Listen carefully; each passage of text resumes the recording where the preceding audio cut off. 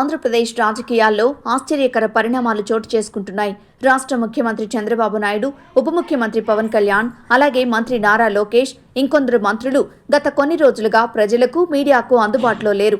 4 రోజులుగా వీరి పర్యటనలపై ఎలాంటి అధికారిక సమాచారం లేకపోవడం ప్రజల్లో అనుమానాలు, ఆందోళనలు రేకెత్తిస్తోంది.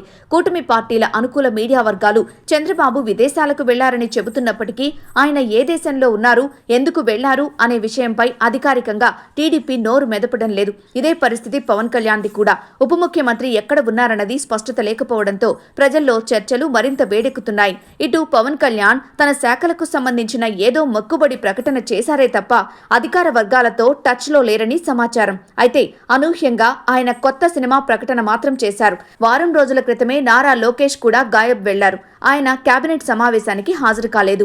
ఇది మొదటి నుంచి ఉండేదే. అయితే ఇప్పుడు కొత్తగా ఇతర మంత్రులు కూడా ముఖ్య నేతల బాటలోనే అజ్ఞాతంగా వెళ్లిపోవడం రాజకీయ వర్గాల్లో పెద్ద చర్చనీయాంశంగా మారింది. ప్రభుత్వ పెద్దలు ఉన్నపళంగా రాష్ట్రాన్ని వదిలి వెళ్లిపోవడం ప్రజల్లో ఆందోళన కలిగిస్తోంది.